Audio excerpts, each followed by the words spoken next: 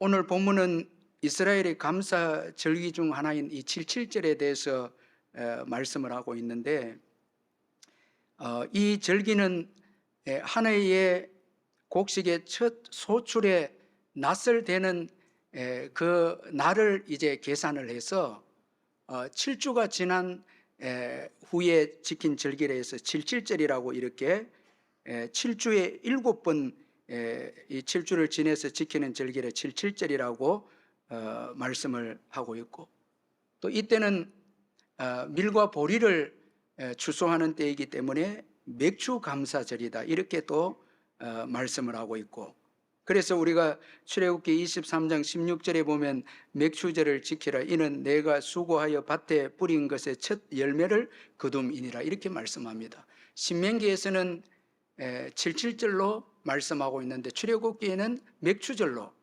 같은 절기인데 용어가 다르게 이렇게 표현이 되어 있습니다. 또한 이 77절은 첫 소출의 날로부터 50일째 지켜지는 절기이기 때문에 오순절이다 이렇게 또 이 절기에 또 다른 이름이 있습니다. 자, 그래서 이 구약 성경의 77절, 맥주절, 오순절은 다 같은 그 때에 그 지키는 절기인데, 이게 같은 다른 용어에 한 날에 지켜지는 절기지만 다른 이런 용어들이 있다라는 것입니다. 그런데 우리가 잘 아는 대로 이 절기는 예수 그리스도 안에서 다 이루어졌죠. 그러나 이 감사의 정신은 오늘도 우리에게 적용이 되고 있다라는 것입니다. 그래서 한국 교회는 1년에 2번에 걸쳐서 이 봄 추수를 끝내고는 맥주 감사절을 지키고, 가을 추수를 마치고는 추수 감사절을 지키는 1년에 2번의 감사 절기를 지키고 있습니다. 그 절기는 다 예수 안에서 성취가 되었지만 감사의 정신은 그리스도 예수 안에서 오늘 우리들에게 적용이 되고 있다는 것입니다. 오늘 본문에 보면 먼저 곡식에 낫을 대는 첫날부터 7주를 세어라 그렇게 말씀하고 있습니다. 자, 우리 읽었지만 9절을 한번 같이 한번 읽어보겠습니다. 9절 시작. 7주를 셀지니 곡식에 낫을 대는 첫날부터 7주를 세어. 하나님은 이 77절 즉 맥주 감사절을 지키는데 낫을 대는 첫날부터 이제 곡식을 거두는 그 첫 곡식을 말하는 거죠. 첫 곡식에 이제 낫을 대는 그날부터 7주를 계산을 할 것을 이렇게 계수해서 7주가 되었을 때 이 맥주절을 지킬 것을 말씀합니다. 자, 이것은 여러분 매일 하나님과의 친밀한 교제를 의미하는 것입니다. 자, 여러분 추수가 보통 끝나려고 하면 이제 7주에 걸리는데 50일이죠. 근데 첫 이제 소출이 이제 주어져서 낫을 대기 시작할 때부터 여러분 오늘처럼 장마도 올 수도 있고 여러분 이 추수를 할 수 없는 여러 어려운 환경이 주어질 수 있잖아요. 우리의 인생이 그렇지 않습니까? 근데 매일 하나님과 교제하면서 그 추수 때를 정한 추수 때를 바라보면서 오늘 여러분 하나님의 도움을 구하는 하나님과 친밀한 교제, 이 계수한다는 건 친밀한 교제죠. 매일 가정에서 예배드리고 하나님과 교제하고 그렇게 살아가는 가정이 복 받는 거예요. 여러분 막 아무렇게 살다가 주일 한번 와서 또 예배를 드리고 이런 삶이 아니고 매일 하나님과 동행하면서 여러분 이제 시작되는 이 한 주간도 매일 하나님과 동행하면서 살아가시길 바랍니다. 아멘. 우리 힘으로는 살아갈 수 없어요. 우리 힘으로는 출소할 수 없어요. 하나님께 기도하고 말씀을 의지하고 말씀을 붙잡아야 되는 거예요. 그렇게 할 때 열매가 맺게 되는 것입니다. 감사는 어느 날 주어지는 것이 아니고 매일매일 주님과 동행하면서 주님이 주시는 그 기적과 은총에 감사할 때 우리는 큰 감사를 정말 맞이하게 되는 것입니다. 우리 주님이 오실 때는 정말 최고의 추수의 날이죠. 그 영광의 주님 앞에 감사하면서 서는 우리들이 되는 것입니다. 그리고 이 감사절기는 여호와를 향하여 하는 감사절기가 되어야 합니다. 여러분 10절 상반절에 보면 내 하나님 여호와 앞에 질질절을 지키되 말씀합니다. 여기 이 오늘 여러분 77절 위주로 나오는데 이 16장에 보면 6월절, 77절, 수장절, 초막절 이래 절자, 절기를 쭉 소개하고 있는데 여기 이 절자를 뜻하는 이 단어는 히브리어로 아각을 이 단어인데 두 가지 의미가 있습니다. 먼저는 순례길을 떠나다는, 그리고 또 하나는 춤을 추다라는 의미가 여기에 담겨 있습니다. 그런데 여러분 여기 10절 상반절에 있는 여호와 앞에라는 이 말씀의 정확한 뜻은 여호와에게로 또 여호와를 향하여라는 이 의미입니다. 그 방향성입니다. 그러니까 감사 절기를 지키기 위해서 집을 떠납니다. 성전의 순례길을 떠나는데 그 방향이 여호와를 향하여 떠나는 거예요. 저와 여러분이 오늘 여러분 이제 집을 떠나서 주일에 교회에 오는데 여러분 여호와를 향해서 온 것입니다. 아멘. 여호와를 향해서. 그리고 그 하나님이 원하는 장소에 도착하면 여호와를 향하여 춤을 추는 거예요. 자, 여러분 이것이 진정한 감사 절기의 그 중요한 원리입니다. 하나님을 향하여 떠나는 것이고, 그리고 하나님을 향하여 와야 하고, 그리고 왔다면 하나님을 향하여 춤을 추고 기뻐하는 것이 바로 이 감사 절기이다는 거예요. 그래서 여러분 우리가 집을 떠나서 교회에 오늘 왔고 또 교회에서 오늘 우리가 주님께 춤을 추면서 기뻐하는 우리가 되어야 하는 거예요. 이게 여러분 진짜 주일입니다. 아멘. 주님을 위해서 춤을 추고 기뻐하면서 찬양하는 것입니다. 또한 이 추수감사 절기를 지킬 때 하나님이 정한 감사 기준을 가지고 감사해야 한다고 말씀하고 있습니다. 우리 10절 한 번 더 읽어보겠습니다. 10절 시작. 내 하나님 여호와 앞에 77절을 지키되 내 하나님 여호와께서 내게 복을 주신 대로 내 힘을 헤아려 자원하는 예물을 드리고. 여러분 여기 분명히 10절 하반절에 보면 이 감사 절기를 지킬 때 하나님이 정해 주신 기준이 있습니다. 기준이 무엇인가 하면 내게 복을 주신 대로 내 힘을 헤아려 자원하는 예물을 드리고 이렇게 말씀합니다. 자, 여러분 이 기준에서 우리가 세 가지 우리의 기준과 한 세 가지를 생각해 볼 수 있는데, 먼저는 오늘 이 10절에서 하반절에서 말씀하고 있는 대로 하나님의 기준이죠. 이거 믿음으로 섬기고 드리라는 거예요. 이 하나님의 기준이고, 그 다음에 또 우리가 생각하는 대로 지키는 기준입니다. 우리가 예배하고 감사 절기를 지킬 때 예물을 드릴 때 우리의 기준으로 우리가 생각해서 이 정도면 되겠다고, 이 정도면 되겠다 우리의 기준이 또 있고, 그리고 또한 형식적인 기준이 있습니다. 자, 하나님 생각도 생각하지 않고 하나님 기준도 생각하지 않고 또 내가 고민하고 감사 절기를 지키면서 내가 고민하고 하나님이 복을 주시는 거 헤아리는 노력이나 생각 이것도 없이 그저 감사 절기에 의미 없이 그냥 지키는 그런 기준도 있죠.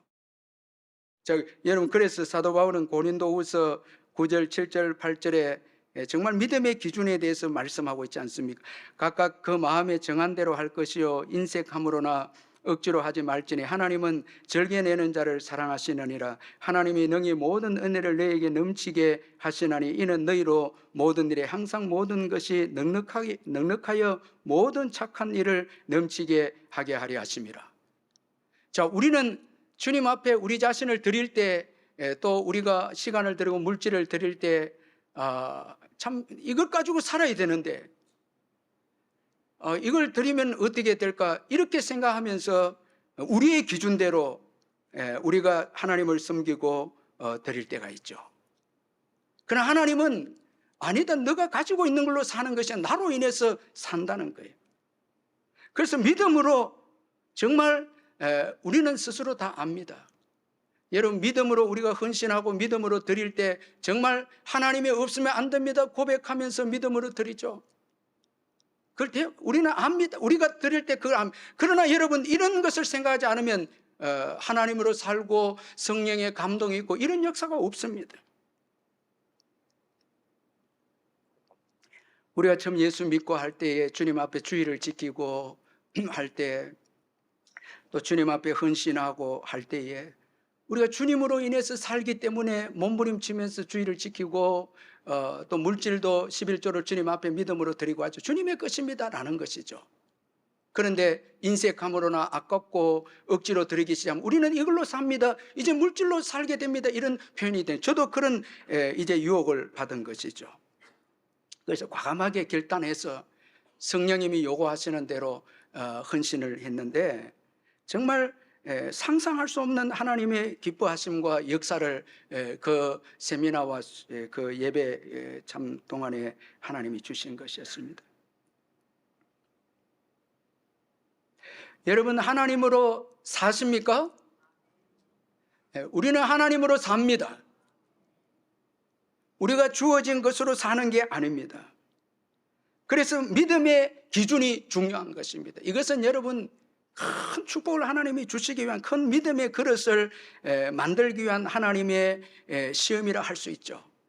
그래야 우리가 정말 이 번영의 때 형식적인 신앙에서, 물질을 의지하는 신앙에서 벗어날 수가 있는 것입니다. 참 이렇게 하나님이 도전하는 거예요. 그리고 함께 감사 절기를 지킬 것을 또 말씀하고 있습니다. 특별히 어려운 자들과 함께 지키라 말씀. 11절에 보니까 너와 내 자녀와 노비와 내 성중에 있는 레위인과 및 너희 중에 있는 객과 고와 과부와 함께 내 하나님 여호와께서 자기 이름을 두시려고 택하신 곳에서 내 하나님 여호와 앞에서 즐거워할지니라.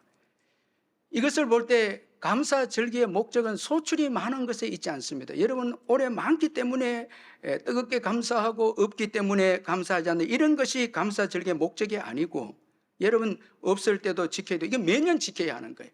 없어도 지키고 많아요도 지켜야 되는데, 중요한 것은 감사 절기의 목적은 하나님 사랑과 이웃 사랑이라는 것입니다. 감사는 반드시 하나님 사랑과 이웃 사랑이 나타나야 된다. 이건 분리할 수 없는 것입니다. 여러분, 하나님만을 사랑한다 하면 종교인이 되고요, 또 이웃 사람들만 사랑한다 하면은 인본주의 사람들이 되는 것입니다. 그런데 하나님 사랑은, 하나님이 원하는 사랑은 하나님 사랑과 이웃 사랑이 함께 포함되어 있는 것입니다. 요한일서 4장 19절 20절에 우리가 사랑하면 그가 먼저 우리를 사랑하셨음이라. 누구든지 하나님을 사랑하노라 하고 그 형제를 미워하면 이는 거짓말하는 자니 보는 바 그 형제를 사랑하지 아니하는 자는 보지 못하는 바 하나님을 사랑할 수 없느니라 말씀합니다. 따라서 어려운 자들과 함께 감사 절기를 지킬 때 진정한 기쁨을 우리가 누릴 수 있게 된다는 것입니다. 그래서 여러분, 이 11절 말씀이 참 중요한데, 너와 내 자녀와 노비와 내 성중에 있는 레위인과 및 너희 중에 있는 객과 고아와 과부와 함께 내 하나님 여호와께서 자기 이름을 두시려고 택하신 곳에서 내 하나님 여호와 앞에서 즐거워할지니라. 자, 함께 여호와 앞에서 이제 절기를 지킬 때 여호와 앞에서 즐거워할지니라. 함께 지킬 때 이제 지키면서 즐거워하라는 거예요.